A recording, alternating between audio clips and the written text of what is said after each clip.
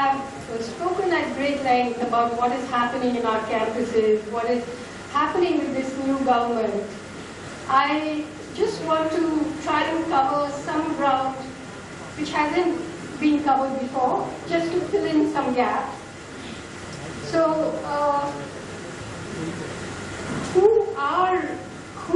today the thing is that हमारे सामने जो ये RSS आए हैं, सही तीसरा ने कि सरकार RSS की है, बीजेपी की नहीं है. और the RSS was set up in 1925.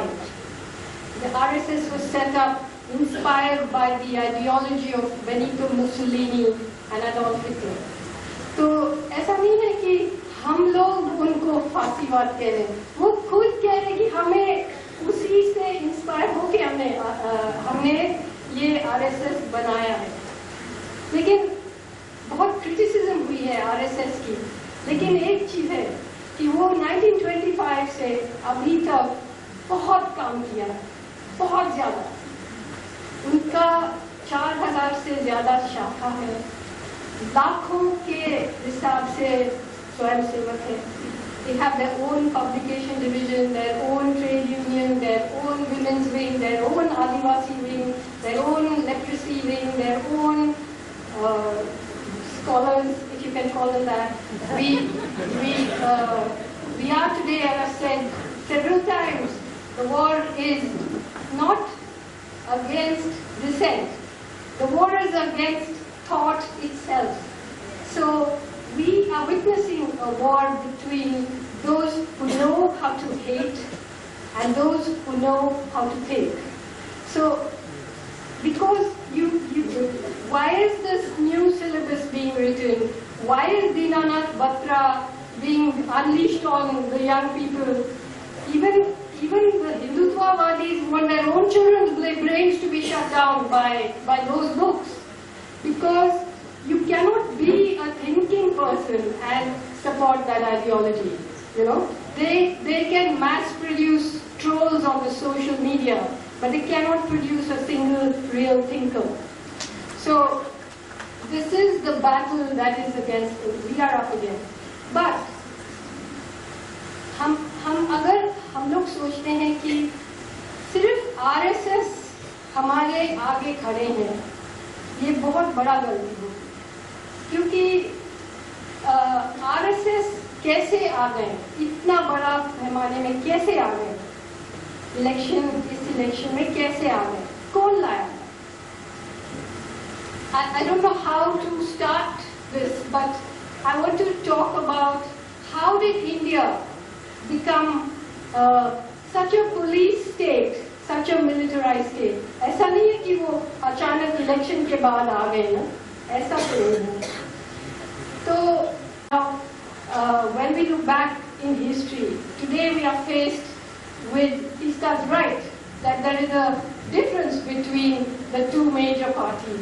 What is that difference? The difference is that one says that it believes in secularism, it believes in a secular liberal democracy, whatever it does. We know that it has also conducted massacres, it has also brought in the neoliberal reforms on communal, manufactured communal conflict. It has also looked away while Dalits came. It has also seen that power and wealth remain in the hands of the upper class. But now we have a government that openly talks about Hindu Rashtra. So where did this idea, ये हिंदू राष्ट्र का जो idea है वो कहाँ से आया? बहुत सालों से वो कहते हैं कि बहुत पुरानी परंपरा है Hinduism. But I want to quote Baba Sahib on this because it's a dangerous subject. So I need his protection.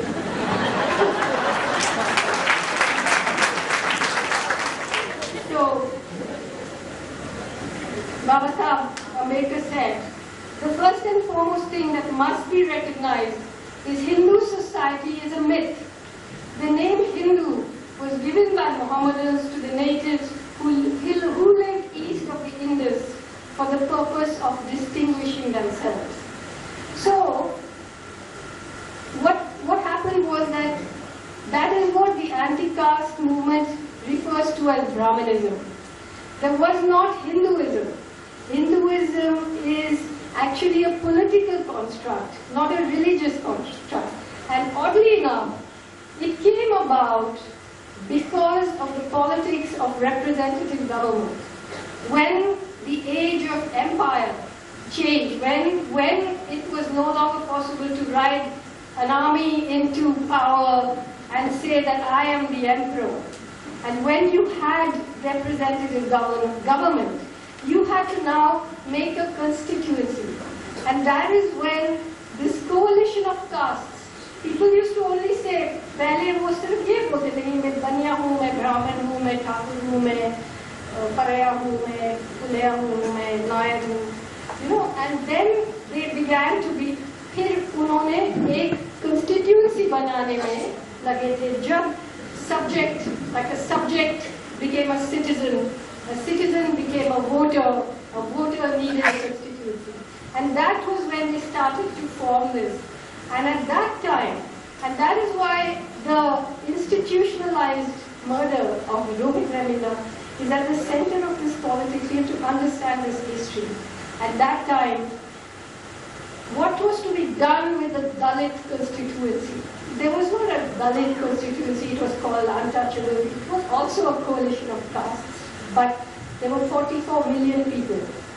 उससे पहले हजारों लाखों लोग जो दलित हैं, वो Islam, they had embraced Islam, they had embraced Sikhism, they had embraced Christianity, and much before that Buddhism, to get away from caste. But now this new evangelism came in, saying we need to bring the Dalit constituency into the Hindu fold to expand our numbers. Otherwise we'll lose power. And so it became very, very important. And that is how this whole politics of Hindutva began. So, अभी RSS के पीछे भी एक ताकत है, और वो ideology नहीं है. जैसे गुजरात का कांड जब हुई 2002 में, सबसे पहले कौन खड़े हो गए थे मोदी के पीछे? कॉर्पोरेशन. उन्होंने कहा कि this is our prime ministerial candidate, you know, and I mean, Modi is not the first person to become a prime minister after having been at the helm of affairs when a massacre took place. Even after the Sikh massacre, Rajiv Gandhi became prime minister, you know. But in this election, do you know how much money Modi's campaign was? $112 million. $112 million. So there is a huge force behind this, a huge force, an international force behind it. So we must remember, जैसे अभी जब हम लोग बोलते हैं जय भीम और लाल सलाम, बहुत लोगों ने ये भी सोचे हैं कि जब फ्री मार्केट या न्यू लिबरल इकोनॉमिक्स आएंगे तो जातिवाद खत्म हो जाएगी. लेकिन अभी हुआ क्या है? अगर if you look at, for example, I just tell you, I'll read out the names of some of the biggest corporations. Reliance owned by Mukesh Ambani, Lakshmi Mittal, Dilip Sangvi, K.M. Birla, Ruya, Savitri Jindal, Gautam Adani, Sunil Mittal. They own ports, they own mines, oil fields, gas fields, shipping companies, pharmaceutical companies, telephone networks. All are either Baniya or Brahmin. Who owns the big national TV companies, the big national newspapers? See, so caste and capitalism are an alloy that have come together. जैसे Thomas Piketty और एक French आदमी है जिन्होंने capitalism के बारे में किताब लिखा, and he says that, you know, capitalism today is, in a book called Capital in the 21st Century, he says how economic inequality in the world has now almost equaled the Gilded Age. And he shows that even in the age of big banks and corporations, the engine that drives capitalism is inherited wealth. So you see caste, which is inherited wealth, which is inherited occupation, which is inherited landlessness, which is inherited every form of equality. Caste is the mother of capitalism. You know? So we have to understand that both these things have to be fought